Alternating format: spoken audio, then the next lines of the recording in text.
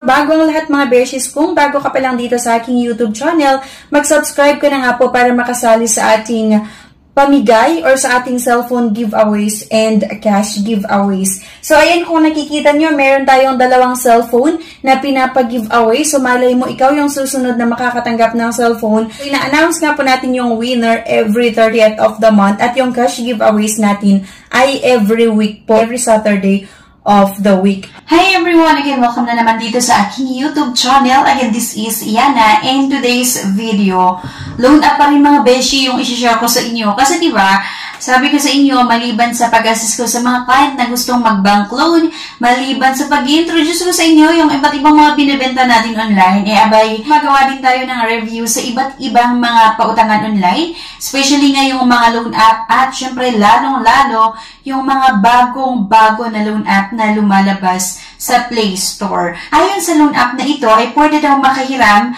hanggang 50,000 pesos at mababa nga daw po yung interest na ino-offer nila kasi po 0.05% at yung payment terms nga daw ay hanggang 4 months. Pero syempre sana bago nyo subukan itong pautangan na ito, ay mapanood nyo yung buong video para malaman nyo kung okay nga ba talaga siya or hindi. Pero bago nga natin pag-usapan ito, if declined sa bank and other loan apps, pwede nyong subukan yung ibang options. See the links sa description at sa comment section below. Click the link and apply. Disclaimer, try or apply at your own risk. Let's get back to the topic. Bali ang pag-usapan natin mga beshi ay itong si V Plus Fast Cash Loan. Under nga daw siya ng Philippine Vastness Lending Corporation.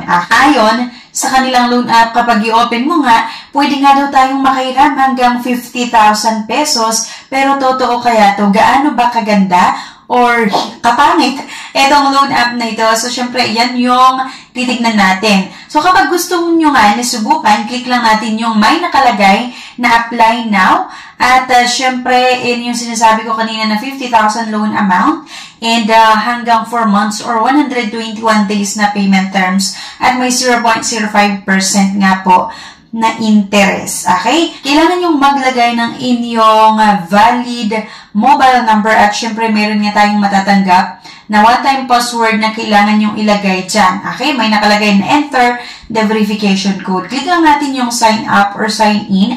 At ito nga mga beshi, may mga gustong i-access yung CV Plus sa ating mobile number, yung SMS messages, yung camera, yung memory and location, yung device information. Kailangan nyo silang bigyan ng permission nga para i-access ang mga ito. Kasi nga pag hindi natin nabigyan ng permission or hindi nyo sila pinayagan, hindi po mag-proceed ang ating loan application.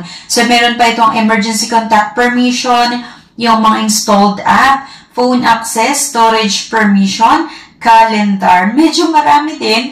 Pero ayun nga, sinubukan ko pa rin parang makita natin kung okay nga ba ito na pwedeng mautangan. So, kung makikita nyo mga beshi, merong nakalagay na recommended ID type. So, yung driver's license, yung PRC, SSS, yung passport, yung postal ID kasama yung UMIT. Meron pa silang nilagay na other option. And, ayun na nga mga beshi, kailangan nga natin mag-upload ng isang valid ID. Kasi nga, para makapag-apply tayo dito mga beshi, ay dapat meron nga po tayong isang valid government ID. Meron pa silang photo with ID card and facial verification. Okay, so kailangan yung i-follow yung instruction na makikita nyo sa screen ng iyong cellphone nga po. At katapos nun, dito na tayo sa identity information na kung saan kailangan nyo nga pong sagutan itong education, marital status, yung number of credit cards, kung meron man kayo, gender, syempre residential address, at yung loan purpose. Pero kagaya nung sinasabi ko, sana napanood nyo yung buong video na ito bago nyo subukan. So, meron nga tayong work information din, yung company name, yung company address, yung company phone number, yung profession, yung work experience, yung monthly salary, at syempre, yung address details. And meron nga din itong emergency contact na kung saan kailangan nating maglagay ng mga personal references, okay? And then, withdrawal info. As usual, ito sa e-wallets or sa inyong mga bank account, pero sa akin nga, e-wallets na naman, and GCash na naman yung pipiliin natin. Dito nga, Pwede yung GCash e-wallets, Coins e-wallets, PayMaya, GrabPay, Shopee e-wallets, and OmniPay. After ilang minuto na naman na pag-apply natin dito, abay na-approve na naman mga besh ang aking loan application. Ewan ko ba bakit gustong-gusto akong pahiramin nitong iba't ibang mga loan app. Di ba po GCash na yung nilagay natin at ayun na nga makikita nyo dyan sa baba. Pero mga beshi, yung 50,000 pesos, hindi po yon yung i-approve nila kapag first time nyo na umutang dito. So, ang unang-una na pwede kong mahiram dito ay 1,500 pesos. Okay? Meron silang zero interest, pero meron silang service fee na 570 pesos. Kaya doon sa 1,500, bali ang matatanggap ko lang ay 930. So, malaki na rin mga besh talaga itong mga fees niya or yung service fee kasi nga 570. Akalain mo, doon sa 1,500, 570 agad-agad yung ikakaltas nila. Tapos kung ano yung natitira, yun yung matatanggap mo, which is yung 930 pesos. Okay? Meron silang nilagay na 2 periods daw or pwede kong bayaran yung loan ko sa 2 installment.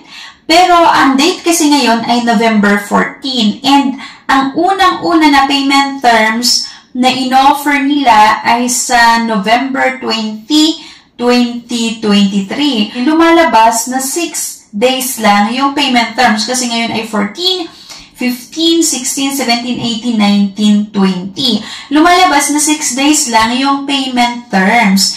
First payment terms nga ay 1,485 pesos. And then yung second payment terms daw ay sa March 14, 2024. Pero nakakaloka mga beshi kasi 15 pesos lang yung babayaran ko sa March 14, 2024. Pero kung napansin nyo, doon sa first payment pa lang, halos bayad na tayo doon sa ating inutang kasi 1,485. At kung makikita nyo nga, diba, hindi nyo din naman natanggap ng buo yung 1,500 kasi 930 lang yung matanggap natin or kapag i-proceed nyo na mag-apply dito. Okay? Payment terms, 6 days lang. Hindi pa nga umabot ng 7 days, no? At yung service fee nga mga besh, medyo malaki. Kaya hindi ko siya nire-recommend sa inyo.